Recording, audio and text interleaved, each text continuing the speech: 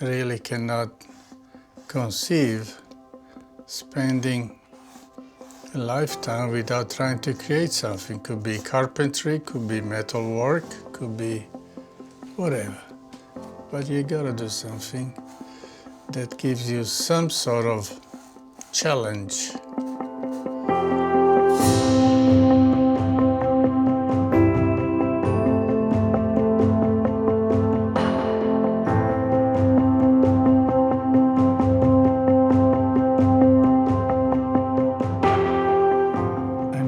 Gino Civale. I'm an artist. Who am I? Oh, I'm just a little kid from Italy who had a beginning which wasn't easy because,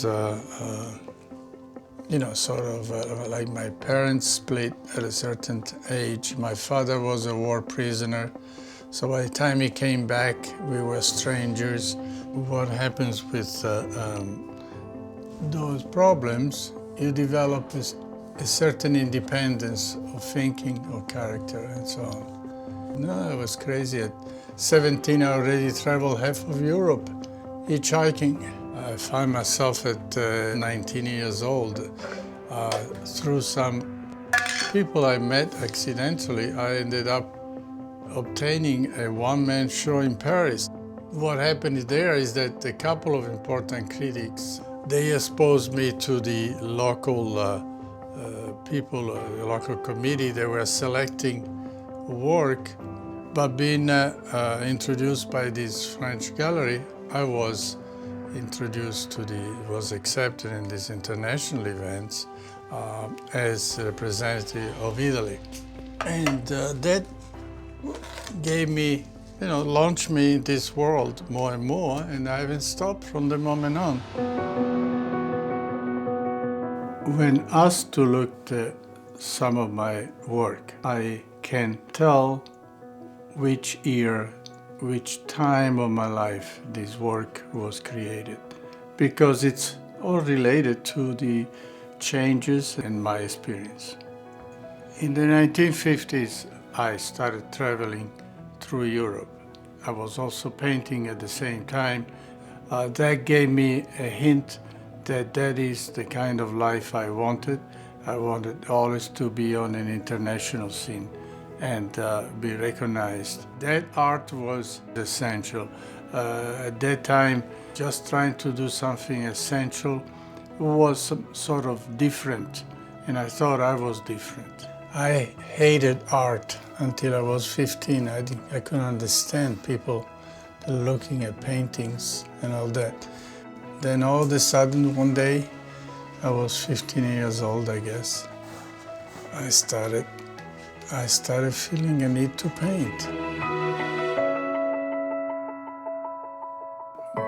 My need to paint is a personal way of looking at things or doing things without passing judgment on what's around me. The works that I've done in the 60s, to me, appear less valid than those in the 50s.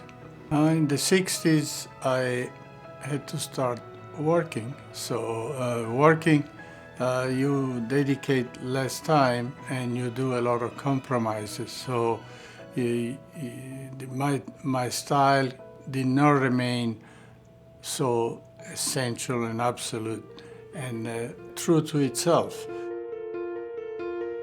What do you think about when you're sitting down? All what is around me and things that have an impact every day's life. I think that the person who looks at a painting, a viewer, the visitors, whatever, they have to add something of bring something of their own into this relationship between this thing and what they're looking at. So if you transfer some of your personal experiences, you may identify with this. In the 70s, I met my wife and I had 2 children with her. I did experience a new interest in a social world, in a world that is full of color, is full of different feelings. If there is a human content, if there is a solitude feeling, I definitely know it's before the 70s, absolutely. As a visual artist, my biggest fear is to lose my eyesight, because at this point I won't be able to see what I'm painting or look around the world and pick up whatever images, sensations, feelings that I can pick up from life. What would your life be like if you didn't have art? I would be unhappy. I would be one of those people buying one book after another, smoking a cigarette after another, having drinks like anybody else. I would be just maybe a little average guy, a little more extravagant, but an average guy. The fact that I've signed doesn't mean anything. I can be working on this 20 years from now. The 80s, I was traveling a lot. To give you an idea, 30 trips to Japan and 10 to Australia and the rest of the world. And at some point I was traveling in Africa, Middle East and so on. All this travel added new dimensions to my work. It became totally independent of my original background. They are more of an international type rather than let's say Italian or European. I was no longer an Italian.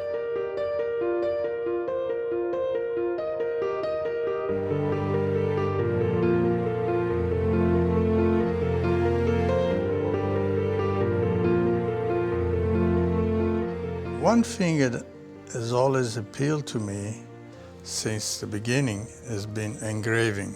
This is more of a reflected approach to it. In other words, you can't just jump into this and do it because you're feeling like doing it.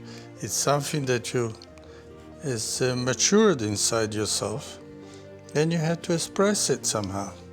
When you finished an edition, a limited edition, you're supposed to destroy the plate. The fact that the matrix has been destroyed is a feeling that, yes, I've accomplished something, it was accepted.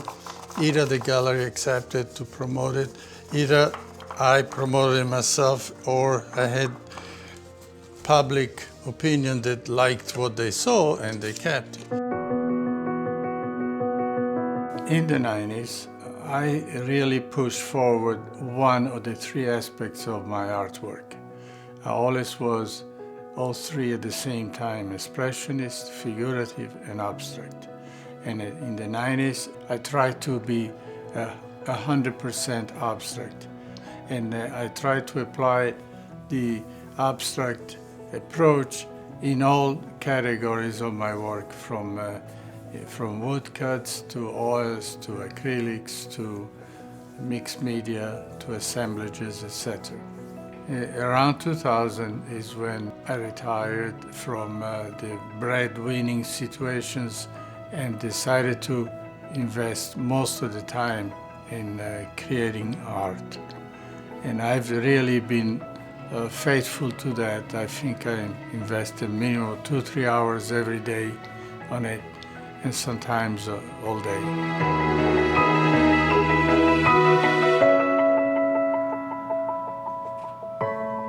What piece of all your works best says who you are? I don't think I've made it yet.